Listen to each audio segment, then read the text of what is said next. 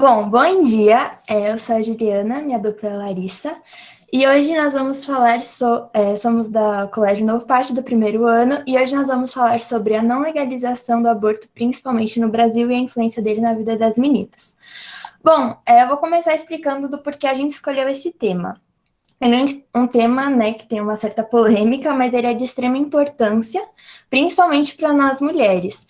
E a gente resolveu pesquisar mais a fundo e trazer essas informações para vocês.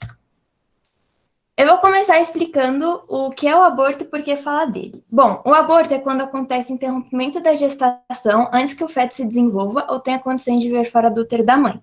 Normalmente acontece antes do 22º dia de gestação, mais ou menos no 5º mês. E existem dois tipos de aborto, que seria o aborto ou aborto espontâneo. O aborto é uma coisa proposital, ou seja, você causa a si mesmo. Um exemplo disso é quando você ingere substâncias abortivas, como chá de canela. Ou o aborto espontâneo, que são causas naturais, como problemas de fertilidade. E porque a gente falar dele é um tema de extrema importância, ainda é um tabu para a sociedade, mas é uma realidade para muitas meninas.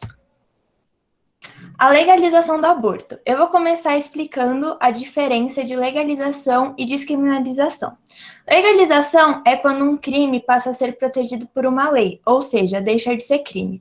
Já na descriminalização é quando ocorre um crime, mas por conta de alguma circunstância, ele é desconsiderado. Porém, em algum outro momento, se esse mesmo crime for feito, a pessoa pode sim ter punições. O aborto no Brasil é legal só em 3 situações: quando ocorre o estupro, na gravidez de risco, então quando a mulher tem um risco de vida, e quando o feto no útero não apresenta sinal de vida e evolução. No caso, diversas mulheres, quando não estão dentro dessas 3 situações e ainda procuram um aborto, elas acabam procurando clínicas clandestinas, colocando sua vida em risco. A legalização no Brasil e em outros países. No Brasil, ele é um tema bastante discutido no STF e ainda está em aberto. Em outros países, como a Rússia, Alemanha, México, Uruguai, Japão, Portugal e Espanha, eles já legalizaram. Aqui tem um gráfico que explica, no Uruguai, aumento inicial após a legalização dá lugar à estabilização. Então, entre os anos de 2013 a 2017, mostram os casos de aborto, e dá para ver que entre o ano de 2016 e 2017 houve uma estabilização. Bom, eu vou falar um pouco dos argumentos contra e um pouco dos argumentos a favor. Os argumentos contras, eles são mais ligados à religião, então é a favor à vida. Você vai estar abortando, você vai estar tirando a vida de alguém. Existe orfanato, então você vai ter a criança e você pode colocar ela em algum lugar para adoção. Existência de diversos métodos contraceptivos, então você pode usar camisinha, DIU, pílula, entre outros. Engravida por falta de responsabilidade, ou seja, você só engravidou por falta de responsabilidade da mulher ou do homem. O índice de aborto irá aumentar muito, ou seja, ao legalizar o aborto, esse índice de pessoas que abortam irá aumentar muito.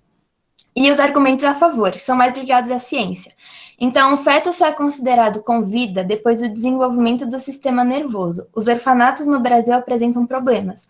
Ou seja, tem muitos orfanatos que não têm uma condição legal de ter várias crianças, e a consequência disso são moradias de rua. Nenhum método contraceptivo é 100% eficaz, ou seja, já existiam vários casos de mulheres que tomam pílula certinho e acabam engravidando, ou de crianças que nasceram com DIU na cabeça.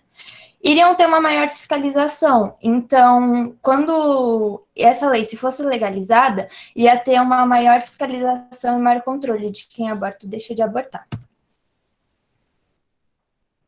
Bom, se o aborto no Brasil for visto como um problema social, fica fácil de entender como abortar virou uma questão de privilégio, né? Porque temos o aborto seguro e o aborto clandestino. O aborto seguro ele é realizado por mulheres que têm condições financeiras e psicológicas para passar por um aborto que não traga maiores riscos à vida dela ou à saúde dela depois. O aborto clandestino é feito por mulheres que não têm condições financeiras e elas procuram lugares onde a higiene é precária e os lugares não são bons em realizar o procedimento de uma maneira muito boa. Se ele for visto como um problema social, a gente pode ver que o acesso à informação é um problema. Por exemplo, no primeiro gráfico, podemos ver que as mulheres que fizeram um aborto provocado no Brasil por falta de escolaridade. 33% delas não tinham nenhum tipo de instrução. Então, isso também tem a ver com a falta de instrução das mulheres em saber o quão grave é a situação.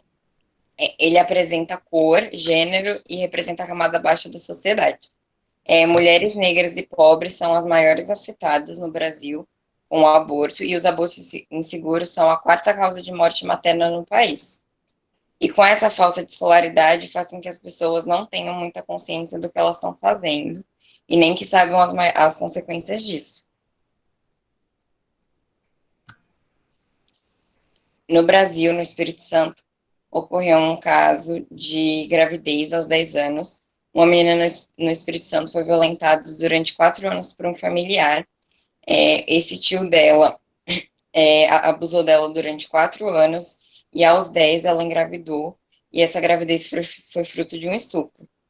Esse caso foi levado às autoridades, mas ele teve muita divergência de opiniões, porque a justiça não queria levar o caso adiante pelo fato da menina ser menor de idade, e os adultos responsáveis por elas que tinham a decisão de eles que decidiam por ela se ela podia ou se ela não podia abortar. Né? No caso, inicialmente não foi realizado o procedimento, mas a menina disse que ela tinha vontade de tirar o feto, porque era de vontade dela, e por meio de debates ele foi permitido. No dia que a menina foi realizar o procedimento, teve protestos a favor e contra a decisão. A favor, teve movimentos feministas que falaram que a menina era muito nova para ter um bebê, e protestos contra a decisão foi uma instituição religiosa que era pró-vida, e ela dizia que matar ao bebê a menina era uma assassina, e teve xingamentos ao médico também. O método, no fim, foi concluído por vontade da jovem. Bom, com isso, a gente pode perceber que a menina de 10 anos não tinha uma boa instrução, então ela obviamente não sabia o que estava acontecendo com ela. Então, se a gente chegou à conclusão de que se houvesse maior educação sexual nas escolas, as informações seriam melhores perpetuadas, e as pessoas passariam a conhecer melhor o seu próprio corpo e poderiam conversar e debater sobre um assunto. A ONU considerou a educação sexual como um direito humano, e não saber sobre o assunto gera grandes consequências. E se todos tivessem informação sobre a situação, haveria uma maior equidade entre todo mundo. Dito isso, a gente fez uma pesquisa sobre educação sexual nas escolas entre jovens de 11 a 18 anos, e de 134 respostas, 95 delas foram meninas que responderam e 39 foram meninos. 44% das pessoas tinham em torno de 11 a 14 anos e 53 em torno de 15 a 18. A maioria das pessoas responderam que era importante um tema ser ensinado nas escolas, e foi perguntado também se as escolas forneciam ou fornecem algum tipo de educação sexual. A maioria das pessoas respondeu que não, então ainda é um assunto visto como tabu. Ao longo do trabalho, eu pude concluir que é muito importante a gente saber sobre esse determinado assunto, e a gente entender em que posição a gente está.